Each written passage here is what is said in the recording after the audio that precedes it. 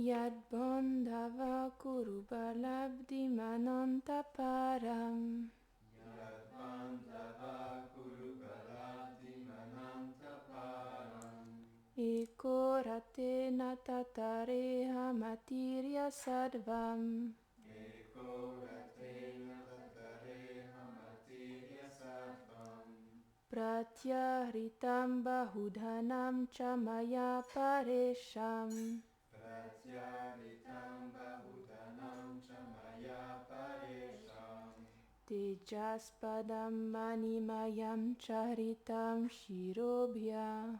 Tejaspadam Manimayam Charitam Shirobhya. Traduction.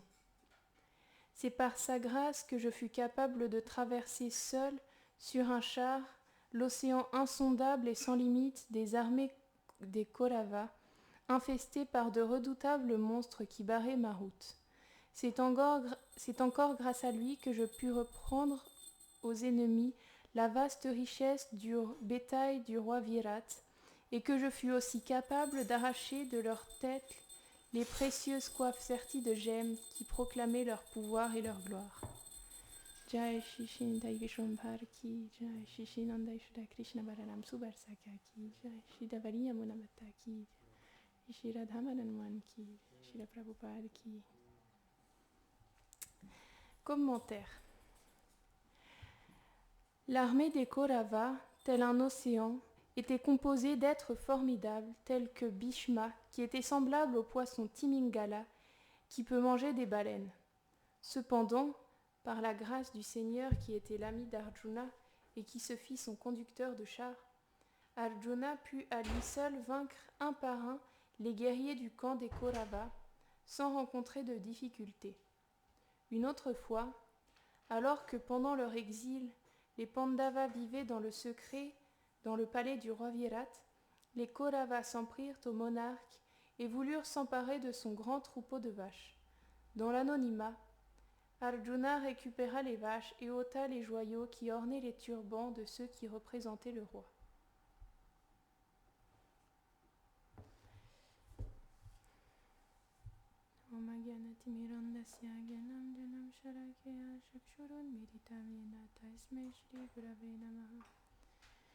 Shri Krishna Chaitanya Prabhu Nityananda Shri Advaita Gadadhar Shri Vasadi Gaura Bhaktavrinda Hare Krishna Krishna Krishna Hare Hare Hare Rama Rama Rama Hare Hare Panchakalpatarubhyascha Kripa Sindhubhya eva cha Patitanam Pavanebhyo Vaishnavebhyo Namo Namaha Om Vishnu Padaya Krishna Prishtaya Bhutare Srimate Bhaktivedanta Swami Niti Namine Namaste Saraswate Deve Gauravani Pracharine Nirvishesha Shunyavadi Paschatya Deshatarine.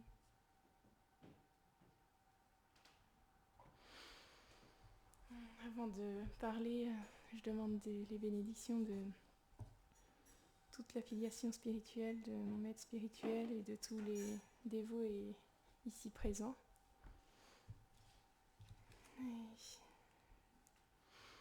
Je vais relire le verset. C'est par sa grâce que je fus capable de traverser seul sur un char l'océan insondable et sans limite des armées des Kauravas, infestées par de redoutables monstres qui barraient ma route. C'est encore grâce à lui que je pus reprendre aux ennemis la vaste richesse du bétail du roi Virat, et que je fus aussi capable d'arracher de leurs têtes les précieuses coiffes serties de gemmes qui proclamaient leur pouvoir et leur gloire. Donc là, encore une fois, ça parle de tous les exploits que les Pandavas ont accomplis grâce à Krishna. Maintenant, Arjuna, il se rend compte à quel point sa force dépendait uniquement de Krishna. Et oui, il parle de la grande bataille de Kurukshetra, et qui sont infestés de redoutables monstres. Là, dans le commentaire, il compare Bhishma au Timingala, un poisson qui vit dans les profondeurs de l'océan et pour qui il peut avaler une baleine. Donc on s'imagine même pas à quelle taille ça fait. Et pourtant, grâce à l'aide de Krishna, finalement, les Pandavas, ils ont pu vaincre sans difficulté tous ces êtres extraordinaires. Et encore il parle aussi, je ne suis pas une spécialiste du Mahabharat, mais je sais que c'est lorsque les Pandavas ont été en exil, pendant la dernière année de leur exil, ils devaient être incognito dans une ville et se faire passer pour quelqu'un d'autre. Et donc ils ont choisi la ville du roi Virat. Et à ce moment-là, ils ont aidé le roi Virat à ce qu'il ne se fasse pas enlever son bétail par les Kauravas. Et donc là, il dit encore que tout ça, ça a été seulement grâce à l'aide de Krishna. Et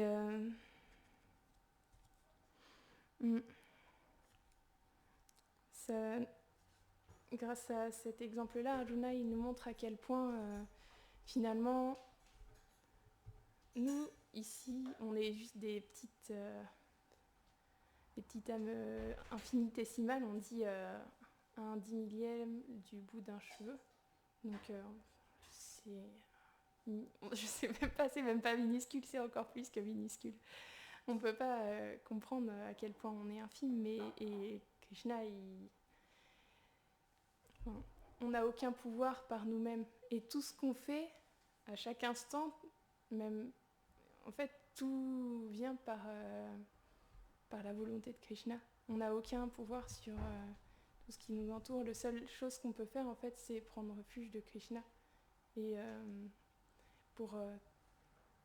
particulièrement dans cette vie spirituelle, parce que on est confronté à beaucoup de monstres. Souvent, ce monde matériel, il est comparé à un grand océan redoutable, insurmontable, avec des monstres à l'intérieur, comme des poissons Timingala. Et nous, on est une petite mini étincelle. Et la seule manière qu'on puisse se sortir de cet océan, c'est de prendre refuge de Krishna, mais pas seulement. En fait, pour prendre refuge de Krishna, on prend refuge aussi à travers ses dévots. Et à ce moment-là, c'est seulement grâce à ce refuge qu'on pourra surmonter l'océan, et c'est tellement puissant que finalement, l'océan, il devient réduit à l'empreinte du sabot d'un veau. Alors que si on essaye de se battre par nous-mêmes, c'est impossible. Et finalement, si on prend refuge des Vaishnavas et de Krishna, tout paraît... c'est pour ça que les Vaishnavas sont souvent décrits sans peur, parce que simplement, ils prennent refuge de Krishna et ils ne sont pas touchés par les maux de ce monde, parce que tout leur paraît insignifiant, parce qu'il y a Krishna qui est toujours avec eux. Et donc là, Arjuna, il se rend compte à quel point sa force dépendait seulement de Krishna. Et il y a une histoire que j'avais entendue il y a quelque temps, mais je ne sais plus exactement les détails. Ça, vous me pardonnerez, parce que... mais c'était une histoire avec... c'était un corbeau qui était nourri par des personnes. Je sais plus, il me semble que c'était des enfants, mais je sais plus exactement. C'est un corbeau qui est nourri par des personnes, et il devient plus fort parce qu'il est nourri régulièrement, parce qu'il y a des personnes qui lui donnent régulièrement à manger. Et un jour, il voit des beaux cygnes voler dans le ciel et qui vont migrer, en fait. Et il veut faire pareil qu'eux. Il est complètement captivé par les cygnes et il veut les suivre pour pouvoir traverser l'océan avec eux. Et donc il commence à voler, et il est fier, il est fort, mais au bout d'un moment, plus ça va et plus sa force diminue, parce qu'il n'est pas fait pour traverser d'aussi longues distances. Et il il est vraiment mal et il va tomber dans l'océan parce qu'il n'a plus aucune force. Et les deux cygnes, ils le ramènent et ils lui disent, avant de repartir, ils lui disent n'oublie jamais d'où te vient ta force. Et donc c'est une petite histoire toute simple, mais à travers ça, on peut comprendre que finalement, quand on s'approprie les choses pour nous, quand on prend tout pour nous, finalement, on n'a plus aucune puissance et que c'est seulement... que finalement, rien ne dépend de nous-mêmes et que tout dépend de ce que Krishna nous offre. Et c'est pour ça que quand on offre un service, on ne dit pas... c'est pas que... C'est pas que moi je sais faire ça et je vais le faire pour Krishna, c'est que Krishna, il me permet d'être engagée de cette manière à travers ce qu'il m'a donné, le conditionnement dans lequel je suis. Mais tout ça, c'est seulement lui qui a décidé, qui m'utilise de cette manière pour pouvoir le servir. Donc finalement, c'est seulement de la miséricorde. Et dans un sens, quand on le voit de cette manière-là, c'est vraiment beau parce que c'est lui qui nous permet d'être des outils pour le servir. C'est pas... il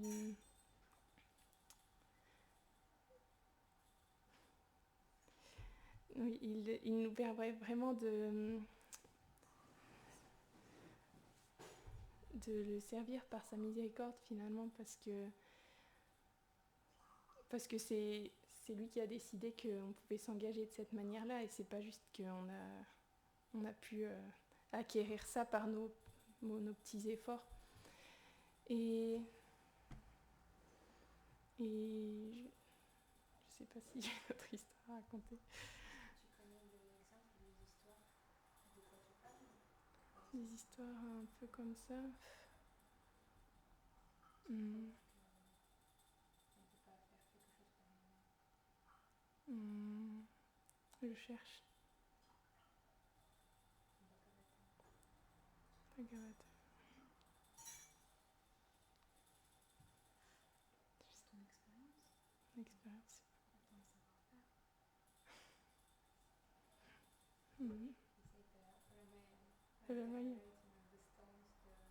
Ah oui, c'est vrai. Bon. On m'a soufflé une histoire dans l'oreille. Alors je vais vous la raconter.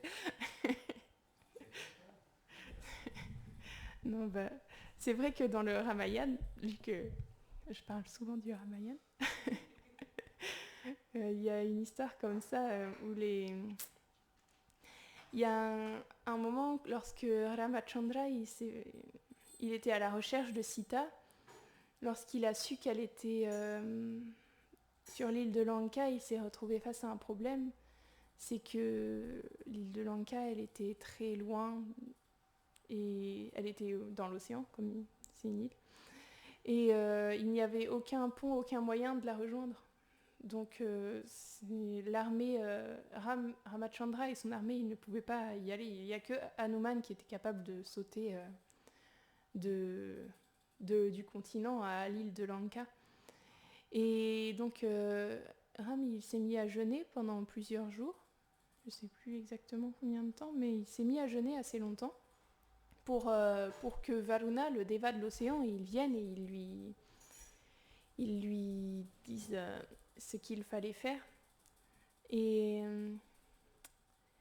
finalement, il ne venait pas. Alors Ramachandra, il s'est mis en colère et il a pris une flèche. Il voulait tirer dans l'océan. À ce moment-là, Varuna, il est venu. il s'est excusé parce que juste la flèche de Ramachandra, elle pouvait détruire tout l'univers. Donc il est venu, il s'est excusé et il lui a dit qu'il fallait qu'il construise un pont avec des pierres.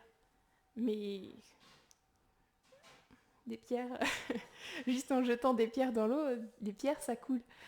Donc ce qui s'est passé, c'est que il lui a dit que seulement en écrivant le nom de Ram sur les pierres, grâce à ça, elle flotterait.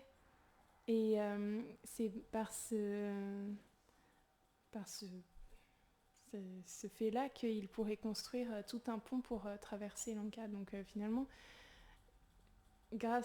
juste parce que le nom de Ramachandra, il était il était marqué sur ces pierres-là, elles ont pu flotter et ils ont pu accomplir ce service de construire le grand pont pour traverser Lanka et pour aller chercher Sita. Et c'est intéressant aussi parce que c'est expliqué que tous les êtres, ils étaient engagés aussi à construire le pont. Pourtant, on peut se dire, il n'y avait pas besoin d'autres personnes que les Vanara. Les Vanara, c'est des singes, mais un peu divins, enfin, un peu spéciaux, qui ont de puissants pouvoirs. Et parce que c'est les Devas qui sont devenus sous cette forme-là pour aider Ramachandra dans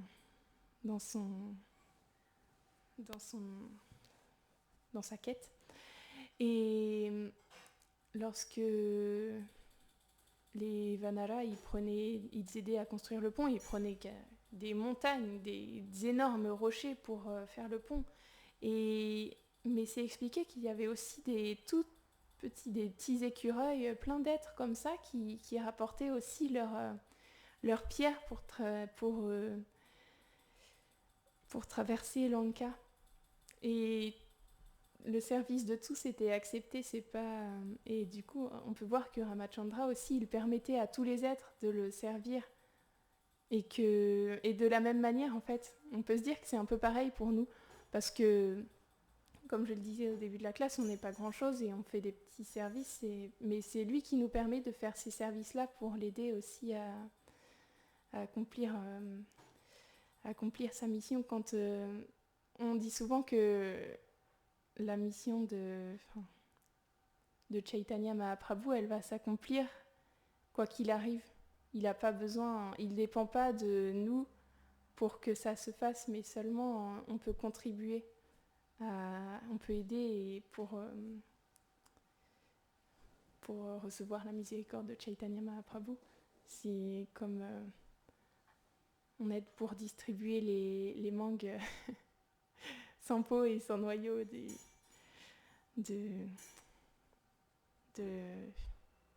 la dévotion, oui. Même si on n'a pas une qualification parce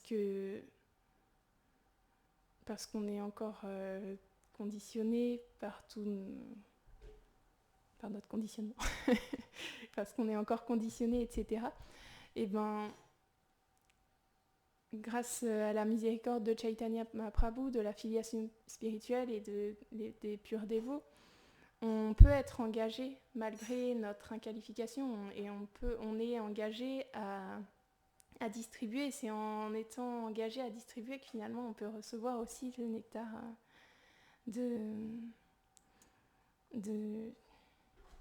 nectar de la dévotion. Oui. Matsya. Je connais un peu Matsya. Un petit peu, mais... Ah oui, c'est vrai. Il y a Kurma, il y a Matsya. Oui, il y a Rasamani qui me parlait de Matsya et de Kurma. Alors, c'est vrai que Kurma, quand on y pense, c'est vraiment... ça peut aussi être un exemple.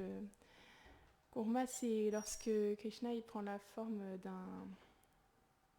d'une tortue. Krishna, il prend vraiment toutes les formes. On ne peut pas imaginer. Et c'est lorsque les Devas, ils avaient offensé leur maître spirituel et ils ont perdu leur immortalité à cause de ça. Et ils ont été voir, je sais plus, ils ont été voir Brahma. Je sais plus exactement les détails. Mais en tout cas, ce qui en est sorti, c'est qu'ils devaient barater le grand océan de lait pour pouvoir obtenir le nectar qui leur permettrait de trouver l'immortalité. Mais pour ça, il leur fallait barater un océan, c'est pas une chose simple. Donc il fallait un bâton de baratage, donc ils ont pris la montagne Mandara, je crois, il me semble. Hein. Et il leur fallait aussi une base parce qu'en fait, le pilon, la montagne, elle s'enfonçait, elle tenait pas. Et donc ça les empêchait de barater vraiment l'océan.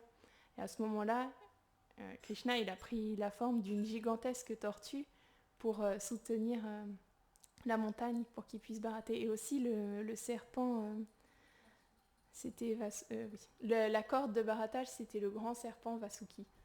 Donc à ce moment-là, ils se sont mis à barater. C'est marrant aussi dans l'histoire parce que les Devas et les Asuras, les Devas ont dû demander de l'aide aux Asuras parce sinon ils n'allaient pas y arriver. Donc ils ont dû demander de l'aide aux Asuras pour barater le grand océan, mais entre les Devas et les Asuras, c'est toujours un peu tendu les relations. Et donc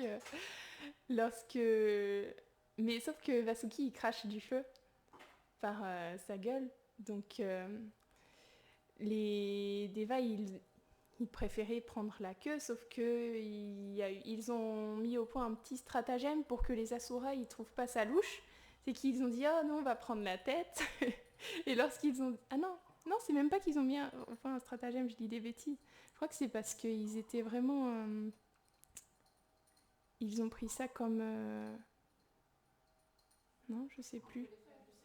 Oui c'est juste que dans le Bhagavatam, mais j'avais ouais. vu une petite série de Vishnu Purana et c'est Narada Muni qui les a trichés les Asuras pour leur faire. Ah d'accord, c'est Parce Narada qu'ils Muni, allaient prendre, je me rappelle ils plus. allaient prendre je sais plus, je crois qu'ils allaient prendre en fait, normalement, ils étaient censés prendre la queue et les Asuras la tête parce que les Asuras, ils avaient Sukracharya qui pouvait les ressusciter. Ah oui. Alors que eux, ils allaient juste mourir et c'était D'accord. impossible pour eux.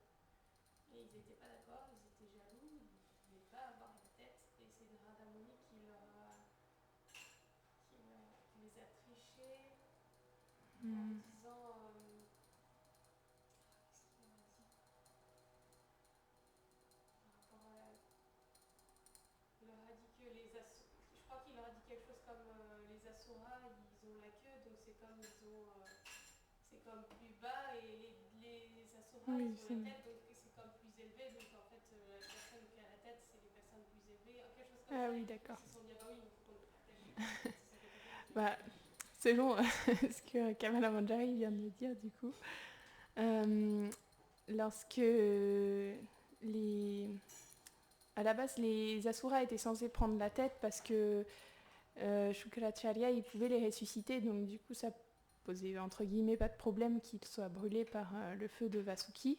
Mais ils n'étaient pas contents de ça, ils n'étaient pas satisfaits, donc ils se commençaient à se mettre en colère, mais Narada Muni les a trichés.